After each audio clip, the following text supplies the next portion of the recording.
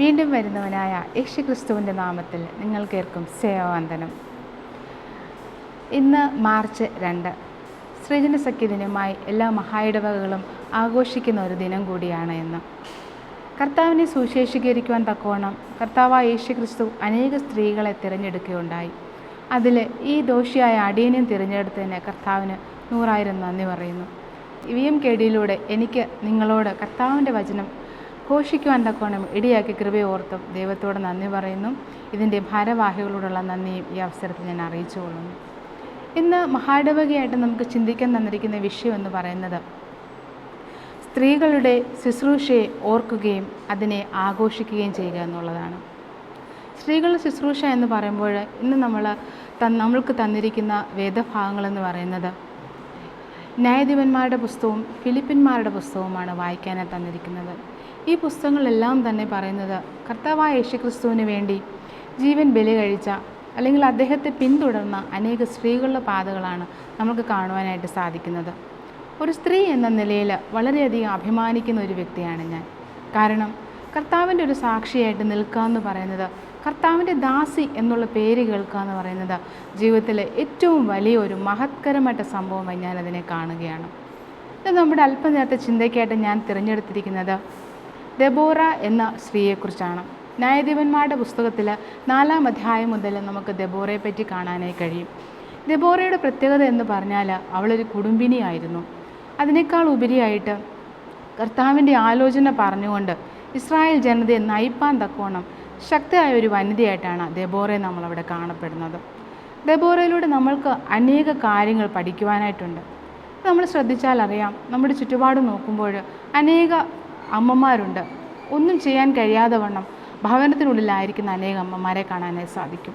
എന്നാൽ അവരെയൊക്കെ പുറത്തേക്ക് കൊണ്ടുവന്ന് കർത്താവ് നിങ്ങൾക്ക് വേണ്ടി ഒരു വഴി ഒരുക്കിയിട്ടുണ്ടെന്ന് പറവാൻ തക്കവണ്ണം നമ്മൾക്കിടയാകണമെങ്കിൽ നമ്മൾ വചനം ശക്തമായി വായിക്കണം, പ്രാർത്ഥിക്കണം. ദെബോറയ്ക്ക് കിട്ടിയ ഏറ്റവും വലിയ കൃപ എന്ന് പറയുന്നത് അവൾ വചനം വായിക്കുകയും ന്യായപാലനം ചെയ്യുകയും പ്രാർത്ഥനയിൽ അവൾ ഉറ്റിരിക്കുകയും ചെയ്തു എന്നുള്ളതാണ്. കർത്താവായ യേശുക്രിസ്തുവിൻ്റെ ഏറ്റവും വലിയ സാക്ഷ്യം എന്ന് പറയുന്നത് സ്ത്രീകളോടുള്ള സാക്ഷ്യമായിരുന്നു. കർത്താവിൻ്റെ പിന്നാലെ നടന്നതെല്ലാം സ്ത്രീകളായിരുന്നു. അദ്ദേഹത്തിൻ്റെ അവസാന നിമിഷം വരെ കൂടെ ഉണ്ടായിരുന്നതും സ്ത്രീകളെന്നാണെന്നുള്ള വലിയ കാര്യം നമ്മൾ ഓരോ ദിവസവും ഓർക്കേണ്ടതാണ്. പ്രത്യേകിച്ച് പറയുകയാണെങ്കിൽ ദെബോറയെ പറ്റിയാണ് നമ്മളിവിടെ ചിന്തിച്ചു കൊണ്ടിരുന്നത്. ദെബോറ എന്ന വാക്കിൻ്റെ അർത്ഥം തേനീച്ച എന്നാണ്. തേനീച്ച എന്ന് പറഞ്ഞാൽ എന്താണ്? ഒരിക്കലും അടങ്ങിയിരിക്കാത്തൊരു ചെറിയൊരു ജീവിയാണ് തേനീച്ച. ചെറിയ ജീവിയാണെങ്കിലും എത്ര മധുരമുള്ള തേനാണ് അത് നമുക്ക് ഓരോ ദിവസവും പകർന്നു തരുന്നത്. ദിവസങ്ങളിൽ അധ്വാന ഫലമായിട്ടാണ് അത് അത്ര നല്ലൊരു തേൻകൊട്ട നമുക്ക് വേണ്ടി അത് കരുതി വയ്ക്കുന്നത്. അതുപോലെ നമ്മൾ ദെബോറയെ പറ്റി ചിന്തിക്കുമ്പോഴും ദെബോറയും അതുപോലെ തന്നെയാണ്. അവളുടെ കുടുംബകാര്യങ്ങൾ നോക്കുന്നുണ്ട്. അതേപോലെ തന്നെ ദൈവം അവളെ ഏൽപ്പിച്ച വേല അവൾ ഭംഗിയായിട്ട് നിർവഹിക്കുന്നു. 2 തരത്തിലും അവൾ മിടുക്കിയായിട്ടുള്ള ഒരു സ്ത്രീയാണ്. ഒരു നല്ല കാര്യവിചാരകത എന്ന് വേണമെങ്കിൽ നമുക്ക് അവളെ വിളിക്കുവാനായിട്ട് സാധിക്കും. നമ്മുടെ കർത്താവായ യേശുക്രിസ്തുവിൻ്റെ ന്യായപാലനത്തിനായിട്ട് കർത്താവ് തിരഞ്ഞെടുത്തത് ഇസ്രായേൽ ജനതയെ നയിക്കുവാനായിട്ട് അനേക പ്രവാചകന്മാരോട് ഉണ്ടായിരുന്ന സമയത്ത് ഒരു സ്ത്രീയെ കർത്താവ് വിളിച്ച് വേർതിരിച്ചുവെങ്കിൽ അവളുടെ പവർ എത്ര നമ്മൾ ആലോചിക്കേണ്ടതാണ്. കർത്താവിന് അവളോടുള്ള കൃപ എത്രമാത്രമാണെന്നുള്ളത്. അല്ലെങ്കിൽ രണ്ടാമത് നമ്മൾ ചിന്തിക്കേണ്ട കാര്യം, അവൾ എത്രത്തോളം വിശ്വസ്തയോടുകൂടി ദൈവ ആലോചനയ്ക്ക് വേണ്ടി അവളെ തന്നെ സമർപ്പിച്ചു എന്നുള്ളതാണ്. നമ്മളുടെ ജീവിതത്തിൽ നമ്മൾ എത്രത്തോളം നമ്മുടെ കർത്താവിന് വേണ്ടി നമ്മൾ സമയങ്ങൾ ചെലവഴിക്കുന്നു, നമ്മുടെ കർത്താവിന് വേണ്ടി നമ്മൾ എന്ത് ചെയ്യുന്നുണ്ടോ, നമ്മൾ പ്രാർത്ഥിക്കുന്നുണ്ടോ, സമയമെടുത്ത് നമ്മൾ വചനം വായിക്കുന്നുണ്ടോ, ഒരു സ്ഥലത്തെങ്കിലും നമ്മൾ കർത്താവിനെ ഘോഷിക്കാൻ നമ്മൾക്ക് കഴിയുന്നുണ്ടോ, ഒരു സാക്ഷി പറയാൻ പലപ്പോഴും നമ്മൾക്ക് ബുദ്ധിമുട്ടാണ്. അങ്ങനെയുള്ള ഈ അവസരത്തിൽ ദെബോറ എന്ന സ്ത്രീയെ നമ്മൾ വളരെ മാതൃകയാക്കേണ്ടത് വളരെ അത്യാവശ്യമാണ്. നിൻ്റെ ഭാരങ്ങളുടെ സമയത്ത്, നിൻ്റെ പ്രയാസങ്ങളുടെ സമയത്ത് കർത്താവിൻ്റെ സന്നിധിയിലിരുന്നാൽ ഇതെല്ലാം എനിക്ക് നിസ്സാരമെന്ന് കാണുവാൻ തക്കോണം കർത്താവ് നമ്മളെ അനുവദിക്കുന്നതാണ്. അതേപോലെ തന്നെ ദെബോറയെ പറ്റി നോക്കുമ്പോഴാണ് ദെബോറ ന്യായപാലനം നടത്താൻ വേണ്ടി അനേകർ അവളുടെ വീട്ടിൽ ചെല്ലുമായിരുന്നു. അവളുടെ മുറ്റത്തെല്ലാം നിറച്ച് ഈന്തപ്പനകളായിരുന്നു. ഈ ഈന്തപ്പനയുടെ തോട്ടം തന്നെയായിരുന്നു അവളുടെ ന്യായപാലനത്തിലുള്ള സ്ഥലമാക്കി അവൾ ഒരുക്കിയെടുത്തത്. അതായത് അവളുടെ മുറ്റമായിരുന്നു അത്. അപ്പോൾ കർത്താവിൻ്റെ വചനം ഘോഷിക്കുവാൻ, കർത്താവായ യേശുക്രിസ്തുവിൻ്റെ ആലോചന പറഞ്ഞു കൊടുക്കുവാൻ പള്ളി വേണമെന്നോ അല്ലെങ്കിൽ വലിയ കൊട്ടാരം വേണമെന്നോ ഒന്നുമില്ല.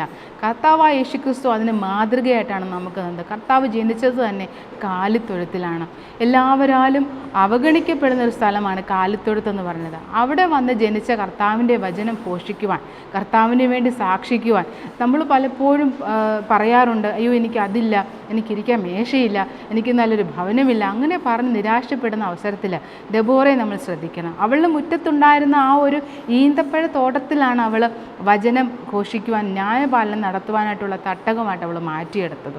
നമ്മുടെ ജീവിതത്തിലും നമ്മുടെ കർത്താവ് നമ്മൾക്ക് ചേർന്ന ചെറിയ ചെറിയ നന്മകളെ നമ്മൾ കാണുവാനും ഘോഷിക്കുവാനും ഒക്കെ നമ്മൾക്ക് ഇടവരുന്നത് ഇങ്ങനത്തെ ഒരു അവസരത്തിലാണ്. എത്രത്തോളം നമ്മൾ കർത്താവിൻ്റെ മുമ്പിൽ താണിരിക്കുന്നോ, എത്രത്തോളം നമ്മൾ കർത്താവിന് വേണ്ടി സമയത്ത് ചെലവഴിക്കുന്നോ, അപ്പോൾ നമ്മുടെ കർത്താവ് നമ്മൾക്ക് വേണ്ടി ഇറങ്ങി വരുവാനിടയായിത്തീരും.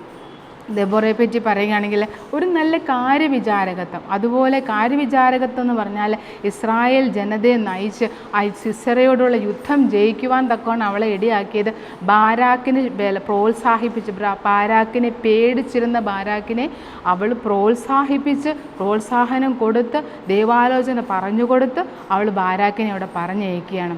അപ്പോൾ ബാരാക്ക് വളരെ സംശയത്തോടു കൂടി ചോദിക്കുന്നുണ്ട്, നീ വരാതെ ഞാൻ പോകത്തില്ല. ബാരാക്ക് കട്ടായം പറയുകയാണ്, ഞാൻ വരത്തില്ല, നീ വന്നാലേ ഞാൻ പോവുകയുള്ളൂ എന്നുള്ളത്.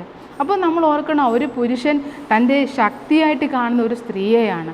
ആ സ്ത്രീ എന്നത് മാത്രമല്ല അവിടെ നമ്മൾ കണക്ക് കൂട്ടേണ്ടത്, അവളുടെ ഉള്ളിൽ പ്രവർത്തിക്കുന്ന ആ വലിയ ദൈവത്തിൻ്റെ കൃപ, അതാണ് അവിടെ ധൈര്യമുള്ള സ്ത്രീയാക്കി അവളെ മാറ്റുന്നത്. ഒരു ദൈവ പൈതലിന്, ഒരു ദൈവകൃപ ലഭിച്ചൊരു സ്ത്രീക്ക്, ദൈവത്തിൻ്റെ അനുഗ്രഹം ലഭിച്ചൊരു സ്ത്രീക്ക് എത്രമാത്രം ധൈര്യമുണ്ടാകും. അവൾക്ക് ഏത് പ്രതിസന്ധിയും നേരിടുവാൻ തക്കവണ്ണമുള്ള ദൈവകൃപ ദൈവം അവൾക്ക് ദാനമായി അവൾക്ക് കൊടുത്തിരിക്കും. അങ്ങനെ ബാരാക്കിൻ്റെ കൂടെ അവളെ യുദ്ധം നയിക്കുകയും യുദ്ധത്തിൽ അവൾ ജയിക്കുകയും ബാരാക്ക് ജയിക്കുകയും ചെയ്യുന്ന നമുക്ക് കാണാനേ സാധിക്കും.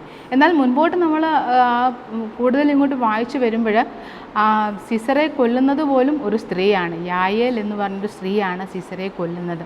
പക്ഷേ ദൈവം കർത്താവായ യേശുക്രിസ്തു ഈ ദെബോറയോട് പറയുന്നുണ്ട്, ഇസ്രായേലിനെ നിൻ്റെ ബാരാക്കിൻ്റെ കയ്യിൽ ഏൽപ്പിക്കും, ബാരാക്കിനെ ജയിപ്പിക്കും എന്ന് പറയുന്നുണ്ട്. പക്ഷേ സിസറയെ കൊല്ലും എന്ന് പറയുന്നില്ല, സിസറയെ നിൻ്റെ കയ്യിൽ തരും എന്ന് പറയുന്നില്ല. പക്ഷേ സിസറയുടെ കൊലപാതകം നടക്കുന്നതും സിസറയുടെ കാലം അവസാനിക്കുന്നതും ഒരു സ്ത്രീയിലൂടെ തന്നെയാണ്.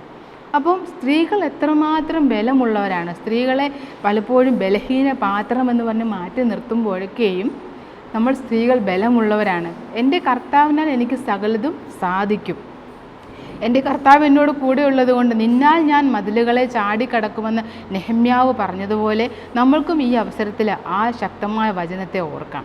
അപ്പോൾ ദെബോറ എന്ന സ്ത്രീയെപ്പോലെ ഒരു നല്ല കാര്യവിചാരകത്വമായി തീരാൻ തക്കോണം നമുക്കും ഈ സ്ത്രീജനസഖ്യ ദിനത്തിൽ ഞാൻ നിങ്ങളെ ഓരോരുത്തരെയും ആഹ്വാനം ചെയ്യുകയാണ്. രണ്ടാമതായി നമുക്ക് പറയാനുള്ളത് കർത്താവായ യേശുക്രിസ്തുവിനോട് കൂടെ നടന്ന കുറച്ച് സ്ത്രീകളെക്കുറിച്ചാണ്. കർത്താവായ യേശുക്രിസ്തു എവിടെ പോയാലും അദ്ദേഹത്തിൻ്റെ കൂടെ എപ്പോഴും കുറച്ച് സ്ത്രീകളുണ്ടായിരുന്നു. അവർ എന്തിന് കർത്താവിൻ്റെ പിന്നാലെ പോയി എന്ന് ചോദിച്ചാൽ അവരിൽ കൂടുതൽ പേര് രോഗികളായിരുന്നു, അതുപോലെ മാനസികമായിട്ടുള്ള വിഭ്രാന്തിയിലുള്ളവരായിരുന്നു, ഭൂതങ്ങൾ ബാധിച്ചവരുണ്ടായിരുന്നു, അപ്പം മനസ്സിന് സുഖമില്ലാത്തവരുണ്ടായിരുന്നു. ഇവരെല്ലാം കർത്താവായ യേശുക്രിസ്തു കർത്താവിൻ്റെ പിന്നാലെ ചെന്നപ്പോൾ കർത്താവ് അവർക്കെല്ലാം സൗഖ്യം നൽകുകയാണ് ചെയ്യുന്നത്. മാനസികമായി സുഖം നൽകിയവരുണ്ട്, ഭൂതങ്ങളെ പുറത്താക്കിയവരുണ്ട്, അങ്ങനെ പലതരത്തിൽ കർത്താവ് അവർക്ക് ഉപകാരം ചെയ്തവനാണ്. അങ്ങനെയുള്ള കർത്താവിനെ മറക്കുവാനും തള്ളിക്കളയുവാനും കഴിയാത്തത് കൊണ്ടാണ് ആ സ്ത്രീകളെല്ലാവരും കർത്താവായ യേശുക്രിസ്തുവിനെ പിൻചെല്ലുന്നത്. ഇന്ന് നമ്മളും അങ്ങനെയാണ്. പലപ്പോഴും നമ്മൾക്ക് കിട്ടുന്നതെല്ലാം നമ്മൾ വാങ്ങിച്ചിട്ട് നന്ദിയില്ലാത്തവരായി ജീവിക്കുന്ന ഒരവസ്ഥ നമ്മുടെ ജീവിതത്തിലുണ്ട്. ഒരിക്കലും അങ്ങനെയാകാൻ പാടില്ല. പക്ഷേ നമ്മൾ എത്ര നന്ദികേട് കാണിച്ചാലും നമ്മുടെ കർത്താവ് നമ്മളോട് നന്ദിയില്ലാത്തവനായി ഇരിക്കുകയില്ല.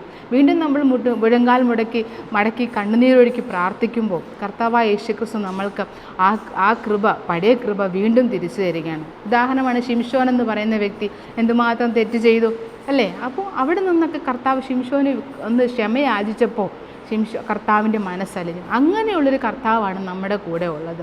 അപ്പോൾ ഞാൻ പറഞ്ഞു വന്നത്, സ്ത്രീകളായിട്ടുള്ള കുറേ ആളുകൾ കർത്താവിൻ്റെ പിന്നാലെയുണ്ട്. എന്തിനാണ് ഇവർ പിന്നാലെ പോയിക്കൊണ്ടിരുന്നത്?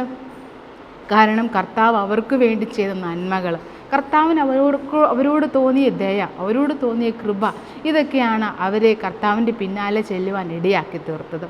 പ്രിയമുള്ളവരെ, നമ്മൾ ചിന്തിക്കണം, സ്ത്രീകൾ ഒരുപാട് സ്ത്രീകളെ നമുക്ക് കാണാനേ സാധിക്കും. ലൂക്കോസിൻ്റെ സുവിശേഷം വരുമ്പോഴത്തേക്ക് ലൂക്കോസിൻ്റെ സുവിശേഷത്തിലാണ് പ്രധാനമായിട്ട് സ്ത്രീകളെക്കുറിച്ച് കൂടുതൽ പറയുന്നത്. മറ്റ് സുവിശേഷങ്ങളിലൊക്കെ പറയുന്നുണ്ടെങ്കിലും ആരെയും പറ്റി വ്യക്തമായി പേരെടുത്തൊന്നും പറയുന്നില്ല. പക്ഷേ ലൂക്കോസിൻ്റെ സുവിശേഷത്തിൽ നമുക്ക് കാണുവാനായിട്ട് സാധിക്കും, ഓരോരുത്തരുടെ പേരുകൾ വ്യക്തമായി പറഞ്ഞ് വിശുദ്ധ ലൂക്കായാണ് അതിനു വേണ്ടി ഇറങ്ങിത്തിരിച്ചത്. നന്നായി പഠിക്കുന്നുണ്ട് അദ്ദേഹം, ഓരോരുത്തരുടെയും കാര്യങ്ങൾ അന്വേഷിക്കുന്നുണ്ട്, ഓരോരുത്തരുടെയും സംസാരങ്ങൾ അദ്ദേഹം അതിൽ കോർത്തെടുക്കും. നന്നായി പഠിച്ച ശേഷമാണ് ആ വിവരങ്ങളെല്ലാം വിശുദ്ധ ലൂക്കോസിൻ്റെ സുവിശേഷത്തിൽ എഴുതിയിരിക്കുന്നത്. അപ്പോൾ ഇങ്ങനെ നോക്കുമ്പോൾ ഈ സ്ത്രീകളെല്ലാം കർത്താവായ യേശുക്രിസ്തുവിൻ്റെ കൂടെ ഗലീലി മുതൽ അദ്ദേഹത്തിൻ്റെ അവസാനം പാതയായ ഗോൽഗോഥ വരെ കർത്താവായ യേശുക്രിസ്തുവിൻ്റെ കൂടെ ഈ സ്ത്രീകൾ ചെല്ലുന്നുണ്ട്. അപ്പോൾ അവിടെ വെച്ച് നമുക്ക് കാണാനായി സാധിക്കുന്നത് തുടക്കത്തിലുള്ള ആത്മാവല്ല, ഒടുക്കം വരെ കർത്താവിനോട് കൂടെ നിൽക്കുന്നവരാണ് സ്ത്രീകൾ.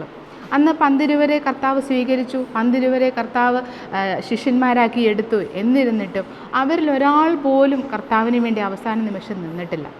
അവരെല്ലാവരും പേടിച്ചോടിയ സമയത്തും ധൈര്യത്തോടുകൂടി ഞങ്ങളുടെ കർത്താവിനെ ഞങ്ങൾക്ക് കാണണം, അവനെ എന്താണ് ചെയ്യുന്നതെന്ന് കാണാൻ എന്ന് ആഗ്രഹിച്ചുകൊണ്ട് ആ സ്ത്രീകളെല്ലാം നിലവിളിച്ചുകൊണ്ട് ആ കുരിശിന് പിന്നാലെ ഓടുന്നൊരു കാഴ്ച കാണാം. അങ്ങനെ ക്രൂശീകരണം നടക്കുന്നു. അവിടെയാണെങ്കിലും അദ്ദേഹത്തിൻ്റെ കാൽക്കീഴിരുന്നുകൊണ്ട് അവർ കരയുകയാണ്. ആ കരയുന്ന സ്ത്രീകളെ നോക്കി കർത്താവ് ഒരു കാര്യം പറയുന്നുണ്ട്, പ്രിയമുള്ളവരെ, നിങ്ങൾ എനിക്ക് വേണ്ടി കരയേണ്ട, നിങ്ങളെ നിങ്ങളുടെ തലമുറകളെ ചൊല്ലി കരയുക. കർത്താവായ യേശുക്രിസ്തു നൽകുന്ന വലിയൊരു ആഹ്വാനമാണ് സ്ത്രീകൾക്ക്, നിങ്ങളുടെ തലമുറകളെ ചൊല്ലി കരയുക. പ്രിയമുള്ളവരെ, നമ്മൾ ചുറ്റുപാട് നോക്കുമ്പോൾ ഇന്ന് നമ്മുടെ കുഞ്ഞുങ്ങളൊക്കെ എന്തെല്ലാം കഷ്ടത്തിലാണ് ചെന്ന് ചേരുന്നത്. മദ്യത്തിനും മയക്കുമരുന്നിനും കൊലപാതകത്തിന് പോലും 10ഉം 20ഉം വയസ്സുള്ള കുഞ്ഞുങ്ങൾ ചെന്ന് ചാടുമ്പോൾ കർത്താവ് അവിടെയൊക്കെ കാണപ്പെടുന്നത് അന്ന് കർത്താവ് തന്ന ആ വലിയ ആഹ്വാനം നമ്മൾ മറന്നിരിക്കുകയാണ്. ആ ആഹ്വാനം നമ്മൾ ഓർക്കണം. നമ്മളിന്ന് ചിന്തിക്കുക, എൻ്റെ കുഞ്ഞിന് അങ്ങനൊന്നും ഇല്ലല്ലോ എന്ന് ഓർക്കും. പക്ഷേ അങ്ങനെ അതിനുവേണ്ടി മാത്രമല്ല കർത്താവ് നിങ്ങളെ ആഹ്വാനം ചെയ്ത് വിളിച്ചിരിക്കുന്നത്. അനേകർക്ക് വേണ്ടി, ഈ ഭൂമിയിലുള്ള എല്ലാവർക്കും വേണ്ടി നിങ്ങൾ പ്രാർത്ഥിക്കണം.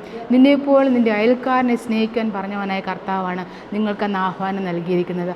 അതുകൊണ്ട് നിങ്ങളുടെ ഉത്തരവാദിത്വമാണ് നശിച്ചു പോകുന്ന തലമുറകളെ ഓർത്ത് എൻ്റെ കുഞ്ഞൊന്നും പെടുകയില്ല എന്ന് സന്തോഷിക്കാതെ ദൈവമേ ആ കുഞ്ഞുങ്ങളെയും കർത്താവ് ചേർത്ത് കൊള്ളണമേ, അവരുടെ മനസ്സിന് രൂപാന്തരം കൊടുക്കണമേ, അടിയൻ്റെ കണ്ണുനീര് ആ കുഞ്ഞുങ്ങളുടെ അനുഗ്രഹത്തിന് വഴിയാക്കി തീർക്കണമേ, അവരുടെ മനസ്സിന് രൂപാന്തരത്തിന് വഴിയാക്കി തീർക്കണമേ എന്ന് നമ്മൾക്ക് പ്രാർത്ഥിക്കാൻ കഴിയുന്നുണ്ടെങ്കിൽ നമ്മുടെ ജീവിതം ഏറ്റവും മഹത്വമാണ്. കർത്താവായ യേശുക്രിസ്തു ആ ആഹ്വാനം ചെയ്ത വാക്ക് എത്ര സത്യമാണെന്നുള്ളത് നമ്മൾ എത്രത്തോളം പാലിച്ചു എന്നുള്ളതിൻ്റെ വലിയൊരു തെളിവായിട്ട് നമ്മൾക്കതിനെ കാണാൻ സാധിക്കും.